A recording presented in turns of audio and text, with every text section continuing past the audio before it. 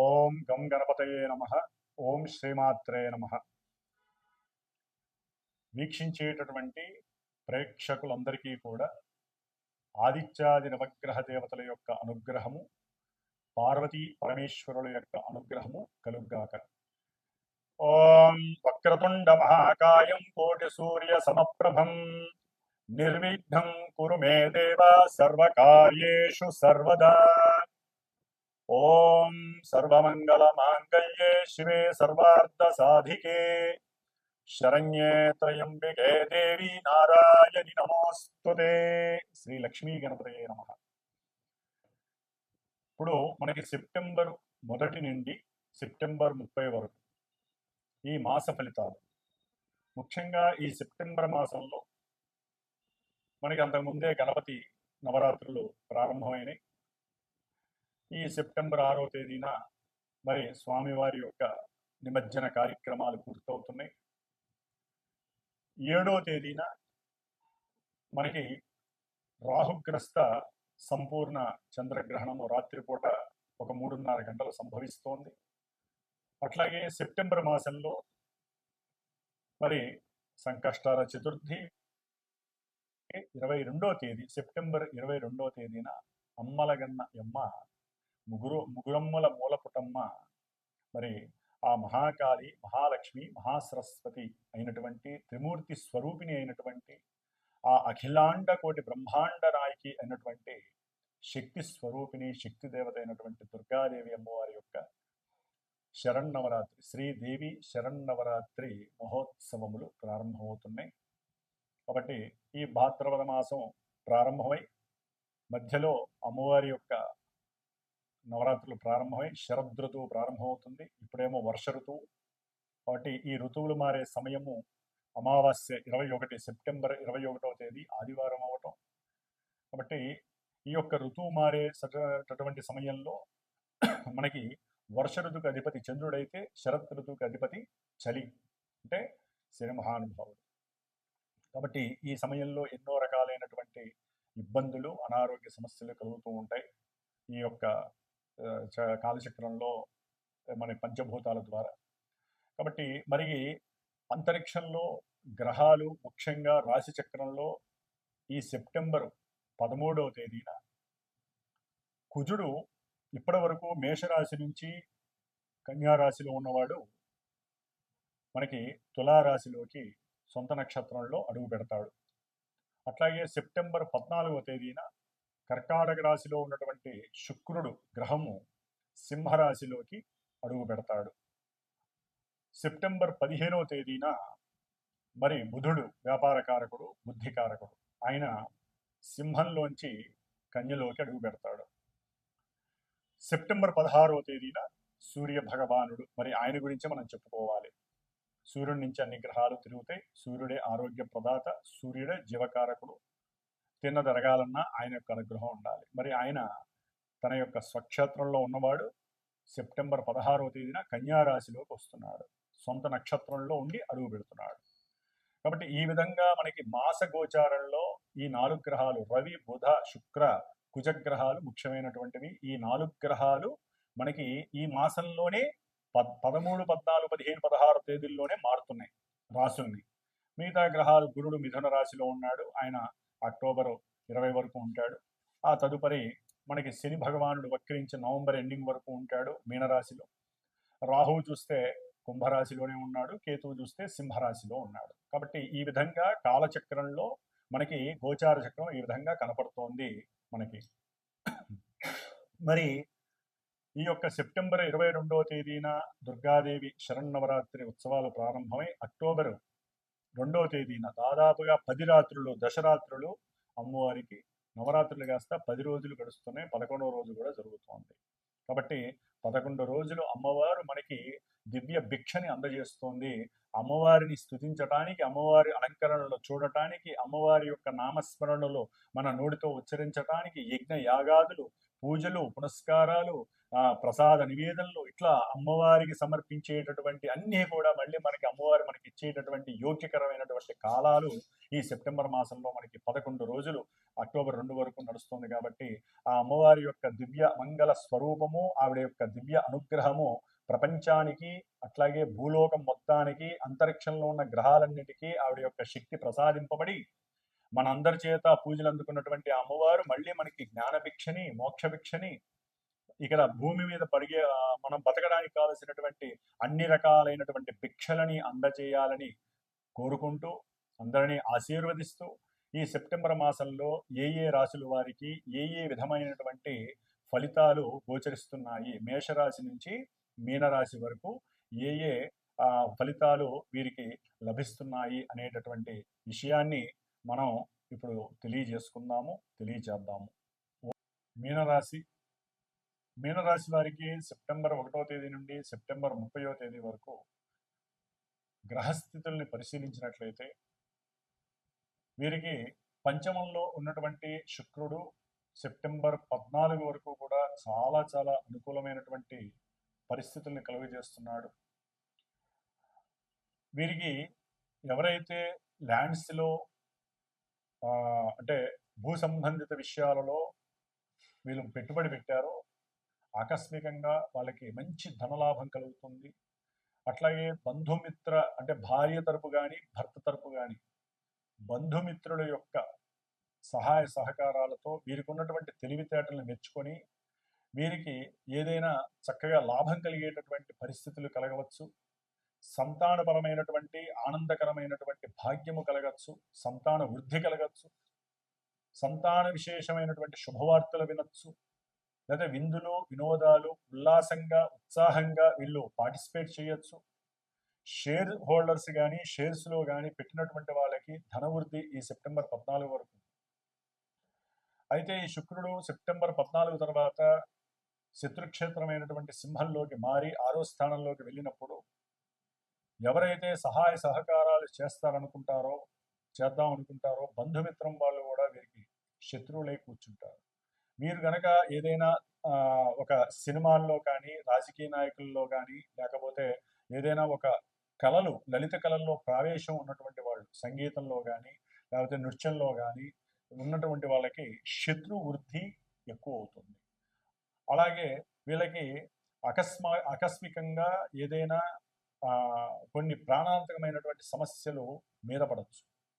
అంటే గర్భాశయ లోపాలు కానీ, హార్మోన్స్ ఇన్బ్యాలెన్సింగ్స్ వలన వీళ్ళకి కొన్ని తెలియనటువంటి వింత అనారోగ్య సమస్యలు వీళ్ళని ఇబ్బందులు పెట్టి ఒక్కోసారి వీళ్ళు చేసేటటువంటి ఉద్యోగానికి కూడా దూరం అయ్యే పరిస్థితి, అనారోగ్య లోపం వలన వీళ్ళకి దూరం అయ్యే పరిస్థితి కనిపిస్తుంది.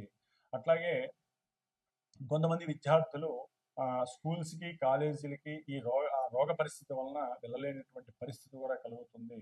అట్లాగే ఆకస్మికంగా భార్యాభర్తల మధ్య శత్రుత్వం పెరుగుతుంది. ధనం వలన సమస్యలు అధికమవుతాయి. అంటే ఏదో ఒక ధన సమస్య వలన వీరికి ఎడబాటు కలగడానికి అవకాశం ఉంటుంది. దాని ద్వారా వీరు వేరే రకమైనటువంటి ఆలోచనలతో వీరి యొక్క ప్రవర్తన మారిపోతుంది, విచిత్ర పోకడ ప్రారంభం, ధనం నష్టపోయే అవకాశము. ఒకవేళ వీరు ఎవరికైనా ధనాన్ని ఇచ్చినా, వీరికి ఎవరైనా ధన సహకారం చేసినా తీరుద్దామనుకున్నా తీరవలేని పరిస్థితి ఈ మీనరాశి వారికి కనిపిస్తుంది. కాబట్టి ముఖ్యంగా 6లో ఉన్నటువంటి అంటే మీనరాశి వారికి 6వ స్థానంలో ఉన్నటువంటి రవి, బుధ, కేతు గ్రహాలు రేపు 15వ తారీఖు వరకు చాలా అత్యద్భుతంగా ఉన్నారు.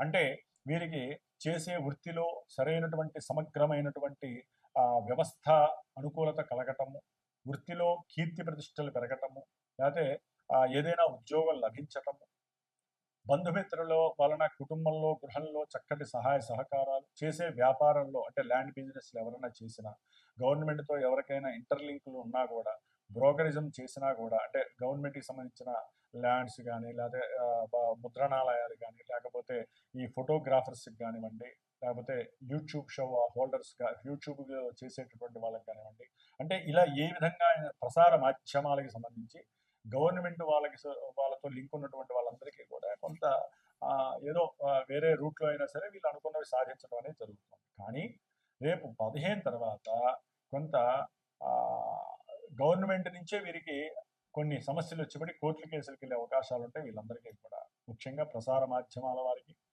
లేకపోతే ల్యాండ్ లిటిగేషన్స్ ఉన్నటువంటి వారికి, లేకపోతే భార్యాభర్తలు కూడా కొంత అనుమానాస్పదమైనటువంటి ఇబ్బందులు కలగటం, ఒకళ్ళ మీద ఒకళ్ళకి వ్యక్తిత్వ లోపంతో వారికి ఉన్నటువంటి మానసిక చర్యల వలన ఒకరికొకరు అనుమానంగా మాట్లాడుకోవటం, వాగ్వాదాలు చేసుకోవటం, భాగస్వామ్యం ఎవరైతే వ్యాపారంలో ఉన్నారో భాగస్వామ్యాలు వాళ్ళ మధ్య కూడా అనుమాన పోకడలు కలగటం, దాని ద్వారా వ్యాపార భంగాలు కలగటం జరిగే అవకాశాలు ఉంటాయి. విద్యార్థులకి కొంత ప్రతికూలమైనటువంటి పరిస్థితులు, తండ్రి యొక్క అనారోగ్య సూచనలు, అట్లాగే తండ్రి యొక్క సహాయ సహకారాలు వీళ్ళకి లభించబోవడం, గృహంలో సరైనటువంటి పోషకత్వం లేక కూడా వీరు చదువుల్ని ఆపే పరిస్థితి కలుగుతోంది. కాబట్టి ఇక శుక్రుడు ఆల్రెడీ మనం చెప్పుకున్నాము, రవి బుధులు చెప్పుకున్నాము, కుజుడు సప్తమంలో ఆల్రెడీ కుజుడు ఉండి ఎన్నో ఇబ్బందులను కలుగు చేస్తున్నాడు రేపు 12 వరకు కూడా. ఇందాక చెప్పుకున్నవే భార్యాభర్తల మధ్య కావచ్చు, లేకపోతే ఆర్థికంగా ధన నష్టము, వ్యాపారంలో పెట్టి ధన నష్టం కలిగినటువంటి వారు, తండ్రి యొక్క ఆరోగ్యము లేకపోతే తండ్రి యొక్క సహాయం దొరక్క ఇబ్బందులు పడినటువంటి వారు, లేకపోతే పినతండ్రితో కాస్త వైషమ్యాలు కలగటం, ఇబ్బందులు కలగటం, ఇలాంటివన్నీ ఎన్ని ఎదురు చూశారో ఇప్పుడు రేపు సెప్టెంబరు 13 నుంచి కూడా అష్టమంలో కుజుడు భార్యకి భర్త అంటే నచ్చకపోవటము, లేకపోతే భార్యాభర్తలు దూరంగా వెళ్ళటము ఎన్నో టీవీలో చూస్తున్నాం. కొంచెం జాగ్రత్త వహించండి. కోపాలు తాపాలు ఉన్నప్పుడు ప్రయాణాలు చేయొద్దు. ఒకరినొకరు నమ్మకం లేనప్పుడు అసలు వారితో బయటికి వెళ్ళకండి. దాని ద్వారా మరి లోపల కసి కుతంత్రాలు పెరిగిపోయి భార్యని భర్త, భర్తని భార్య చంపుకోవడం అనేవి ఈ మధ్య పరిపాటి అయిపోయినాయి. కొంచెం జాగ్రత్తగా ఉండండి. లేనిపోని కుటుంబ సమస్యలు, ఆర్థిక సమస్యలు, లేకపోతే పెద్దవాళ్ళ మాట విని, లేకపోతే అన్నదమ్ముల మాట విని లేనిపోని వింత ఆలోచనలతో ఒకరికొకరు పడకుండా పోవడం, విడిపోవడం ఇలాంటివి చేయకుండా ఉండండి. అష్టమంలో ఉన్నటువంటి కుజుడు వాహన ప్రమాదాలను ఎక్కువ సూచిస్తున్నాడు మీనరాశి వారికి. ఎందుకంటే మీనరాశి వాళ్ళకి ఆల్రెడీ ఏళ్ళాడిసిన ప్రభావం, రాహు 12లో ఉండటం, చతుర్థం వాహన స్థానంలో గురుడు ఉండటం, అట్లాగే అష్టమంలో ఇప్పుడు కుజుడు వస్తాడు, సప్తమంలో రవి బుధులు, మరి శుక్రుడు బాలేదు వాహన కారకుడు, ఇన్ని సమస్యలు ఉన్నాయి. కాబట్టి మీనరాశి వాళ్ళు సాధ్యమైనంత వరకు నవగ్రహ స్తోత్ర ప్రార్థన చేయండి, నవగ్రహ పాశుపత హోమం చేయించుకోండి. ప్రతి అమావాస్యకి నా పీఠంలో మరి ఈ యొక్క హోమాలు చేస్తూ ఉంటాను నేను. కాబట్టి ఎవరైనా సరే ఇలాంటి హోమాలు చేయించుకోవాలంటే నన్ను సంప్రదించండి. అతి తక్కువ ఖర్చులోనే మనం చేసుకొని ఈ యొక్క గ్రహస్థితులు ఎప్పటికప్పుడు మారుతాయి కాబట్టి పెద్ద ఎత్తున పెట్టుకోవాల్సిన అవసరం లేదు. తక్కువ ఖర్చులో ప్రత్యక్షంగా కూర్చొని చేసుకోవచ్చు, లేదా పరోక్షంగానైనా సరే ఒక విజిబుల్ ఒక కెమెరా ద్వారా అయినా సరే చేసుకొని చూసి ఆనందపడండి. దానికి సంబంధించిన భస్మ ప్రసాదాన్ని తీసుకోండి. మనం ఎలా ఆలోచిస్తే మన బుద్ధి, మన ఆలోచనలు ఎలా ఆలోచిస్తే మనకు అంత మంచి జరుగుతుంది. కాబట్టి అవకాశం మీ అంతటా మీరు తీసుకోవాలి. గ్రహస్థితులు బాగాలేదు, వీలుంటే నవధాన్యాలన్నీ భూమిలో వేసేస్తే 10 రోజులు వారం 10 రోజులకి చక్కగా మొలకలు వస్తాయి. అవన్నీ కూడా గోమాతకి తినిపించండి. లేకపోతే నవగ్రహాలకి సంబంధించినటువంటి ధాన్యాలన్నీ కూడా బాగు చేసి నానబెట్టి అవి ఉడకబెట్టి వాటిల్ని ప్రసాదంగా తయారు చేసి మరి దేవుళ్ళకి శివుడికో నైవేద్యం పెట్టి అందరికీ కూడా చక్కగా పంచిపెట్టడం, నానిన తర్వాత ఉడకబెట్టిన తర్వాత చక్కగా తింటారు. ఈ విధంగా చేసుకొని నవగ్రహ దోషాలు పోగొట్టుకోండి. వీరికి కొంచెం పరిస్థితులన్నీ ఆగమ్య గోచరంగానే ఉన్నాయి ఈ నెల రోజులు. కాబట్టి దుర్గాదేవి అనుగ్రహాన్ని ఎక్కువగా పొందడానికి ప్రయత్నం చేయండి. అప్పుల బాధ నుంచి, అనారోగ్య బాధల నుంచి, డిప్రెషన్ బాధల నుంచి బయటపడండి. ఓం దుమ్ దుర్గాయే నమో నమః. వీక్షించేటటువంటి ప్రేక్షకులందరికీ కూడా ఒక చిన్న గమనిక, గోచార ఫలితాలని 100% మీరు బేరీజ్ వేసుకోకండి. మన జన్మజాతకాలు మనం పుట్టిన సమయానుకూలత్వంతో గ్రహస్థితులను బట్టి మన జీవితము దశలు అంతర్దశల పరంగా నడుస్తూ ఉంటుంది. అక్కడ ఉన్నటువంటి గ్రహస్థితుల్ని, గోచారంలో జరిగేటటువంటి గ్రహస్థితుల్ని, నక్షత్రాల్ని బేరీజ్ వేసుకుంటూ మనకి ఎందుకు ఇలా జరుగుతోంది, మనం ఏ పరిహారాలు ఆచరించాలి. అందుకనే నేను ఒక క్యాప్షన్ ఉంటుంది నాకు, జ్యోతిష్యాన్ని నమ్మండి, పరిహారాలు ఆచరించండి. ఎందుకంటే జ్యోతిష్యాన్ని వినటము, జన్మజాతకం చెప్పించుకోవటము, గోచారంలో అన్ని ఛానల్స్లో అందరు గురువులు చెప్పింది విని భయాందోళనకు లోనవటము, లేకపోతే మాకు కొన్ని జరిగినాయండి, మాకు కొన్ని జరగలేదని ఫోన్లు చేసి కాస్త ఇబ్బంది పెట్టడము, ఇవన్నీ కాదండి. నిజంగా మీరు గ్రహస్థితిని నమ్మితే మీకు జరిగేటటువంటి సమస్యల నుంచి బయటపడటానికి మాలాంటి గురువులకి ఫోన్ చేయండి, నమ్మకం ఉన్న వాళ్ళకి ఫోన్ చేయండి. మీ జన్మజాతకాన్ని దక్షిణ తాంబూలాలు ఇచ్చి మీ జన్మజాతకాన్ని చక్కగా చెప్పించుకోండి. ఎందుకంటే గురువుకి దక్షిణ ఇవ్వకపోతే, జాతకం చెప్పించుకున్నా, పూజ చేయించుకొని ఇవ్వకపోయినా వాళ్ళకి గురుశాపం అని కూడా ఉంది, గురుశాపం తగులుతుంది. ఎందుకంటే ఒకరికి ఒకరు సహాయ సహకారాలు అందించుకోవడం, మాలో ఉన్న జ్ఞానాన్ని మీకు ధారపోస్తాము, మీకు ధైర్యాన్ని ఇస్తాము, పూజలు చేస్తాము. మరి మీరు కర్మల్ని పోగొట్టుకోవడానికి మీరు సంపాదించిన సొమ్ములోంచి ఒక పైసా మాకు ఖర్చు పెట్టాలి, గురువుకి దక్షిణ ఇవ్వాలి, చేసిన పూజలకి సామాగ్రికి చేసుకోవాలి, మరి ఇన్ని రకాలుగా చేయాలి. కాబట్టి జన్మ జాతకాన్ని నమ్మండి. గోచార చక్రాల్లో ఉన్నటువంటి గ్రహస్థితుల్ని అనుకూలంగా ఏ ఏ గ్రహాలకి స్తోత్రపారాయణ చేయాలి, ఏ దేవతలను ఆరాధించుకోవాలో అలా చేసుకుంటూ వెళ్ళండి. అట్లాగే ముఖ్యంగా మా యొక్క పీఠము శ్రీమాతా జ్యోతిషాలయ పీఠంలో ప్రతి నెలా కూడా అమావాస్య రోజున ఎవరైనా ఈ యొక్క గ్రహస్థితుల్లో జాతకరీత్యా కావచ్చు, లేకపోతే గోచార రీత్యా ఉన్నటువంటి గ్రహస్థితుల్లో లోపాలు దోషాలు ఎక్కువగా ఉన్నటువంటి వాళ్ళు, కోర్టు సమస్యలు ఉన్నా, లేకపోతే నక్షత్ర అమావాస్య రోజున పుట్టిన కొన్ని పాపము నక్షత్రాలు ఉంటాయి, అంటే పెళ్ళిళ్ళు కావు, ఆశ్లేష, మఖ, మూల, అశ్విని, భరణి, కృత్తిక, ఇలా కొన్ని నక్షత్రాల్లో పుట్టినటువంటి వాళ్ళు పెళ్ళిళ్ళు కాక, సంతానం కలక్క ఎన్నైతే ఇబ్బందులు పడతారో వారందరూ, అట్లాగే కొన్ని రాసుల వారికి ఏలినాటి శని, అష్టమ శని, అర్ధాష్టమ శని, రాహుకేతువుల యొక్క దోషాల వల్ల కలిగేటటువంటి మాతా పితృ దోషాలు, గురుశాపాలు, స్త్రీ శాపాలు, ఇట్లా ఏవైతే ఉన్నాయో అన్నిటికీ కూడా అదొకటి ఇదొకటి కనుక కాకుండా నా యొక్క పీఠంలో నేను ప్రత్యేకించి శ్రద్ధగా అమావాస్య రోజున ఏ పనులు ఉండవు కాబట్టి ఇదే పనిగా ఎవరైతే ఫోన్లు చేస్తారో, అంటే జాతకరీత్యా చెప్పించుకున్న వాళ్ళు, గోచార రీత్యా సమస్యలు ఉన్నటువంటి వాళ్ళు, ఒకవేళ ఏది లేనటువంటి వాళ్ళకి వాళ్ళ యొక్క సమస్య రీత్యా కూడా ఈ యొక్క ప్రతి నెలా జరిగేటటువంటి నవగ్రహ నక్షత్ర రుద్ర పాశుపత హోమము అనేటటువంటిది ప్రతి నెల కూడా నా యొక్క పీఠంలో చేస్తాను, హైదరాబాద్లో చేస్తూ ఉంటాం. కాబట్టి ఎవరైనా సరే ఉంటే ప్రత్యక్షంగా పరోక్షంగా పాల్గొనొచ్చండి, వీడియో ద్వారా మీరు చూడొచ్చు. అట్లాగే ఎవరైనా ఇక్కడ ఉన్న వాళ్ళు అయితే చక్కగా వచ్చి హోమాలు చేసుకోవచ్చు. ఈ హోమం ద్వారానే మనకి పరిపక్వత, పరిపూర్ణత కలుగుతుంది. అట్లాగే పీఠంలో ఎప్పుడూ కూడా దోష పరిహారార్థమై నవగ్రహ జపాలు జరుగుతూ ఉంటాయి. అట్లాగే రుద్రాభిషేకాలు, రేపు అమ్మవారి ఉత్సవాలలో కూడా దుర్గాష్టమి రోజున పీఠంలో చక్కగా దుర్గాదేవికి సంబంధించిన చండీ హోమం ఒకరోజు చేద్దామని నేను నిశ్చయించుకున్నాను. కాబట్టి ఆ 10 రోజులు, ఆ 11 రోజులు దుర్గా సూక్త జపాన్ని ఆచరిస్తూ అమ్మవారిని చక్కగా అలంకారణతో పూజలు చేస్తూ ఈ యొక్క పూజా పునస్కారాలన్నీ కూడా నేను చేస్తూ ఉంటాను. కాబట్టి ఎవరైనా సరే అభీష్టము కలిగినటువంటి వాళ్ళు, నమ్మకంగా ఉన్నటువంటి వాళ్ళు, నమ్మకం కలిగినటువంటి వాళ్ళు, మనం పెట్టే 10 రూపాయలకి భగవంతుడు మా యొక్క మంత్ర బలాన్ని, అట్లాగే మీ యొక్క మానసిక బలాన్ని కూడా చక్కగా ఆయన బేరేజు వేసుకొని మీకు అత్యద్భుతమైనటువంటి ఫలితాలు ఇస్తాడని మీరు నమ్ముకొని మమ్మల్ని సంప్రదించండి. కాబట్టి జ్యోతిష్యాన్ని పరిపూర్ణంగా నమ్మాలి, తప్పదు. అట్లాగే పరిహారాలు కూడా ఆచరించండి. అంతేగాని మనం ఏదో ఆ పని చేస్తే మనకి డబ్బులు వచ్చేస్తే, లేకపోతే ఇట్లా చేస్తే అని కాకుండా గురువుల్లో ఎవరు శ్రేష్ఠులు, ఎవరు ముఖ్యులు అనేటటువంటిది మీ యొక్క మానసిక ధర్మము. మీ మనసుని ప్రశ్న వేసుకోండి. మీకు మాట్లాడేటప్పుడు వారి యొక్క నేత్రాల ద్వారా, వారి యొక్క వాక్కు ద్వారానే మీకు తెలియకుండానే ఎవరు ఎటువంటి వాళ్ళు అనేది కూడా వినేటటువంటి శ్రోతలకి తెలిసిపోతుంది. కాబట్టి అట్లా చూసుకుంటూ ఆ మంచి చెడుల్ని మీరే నిర్ణయించుకొని చక్కగా, గురువులు ఎంతోమంది ఉన్నారు, అందరి యొక్క యోగక్షేమాలు ఆలోచించేవాళ్ళు. ఒక గురువు ఇంకో గురువుని ఎవరిని కూడా దయచేసి ఆక్షేపించకండి, వాళ్ళట్లా వీళ్ళిట్లా అని కూడా మనం మాట్లాడకూడదు.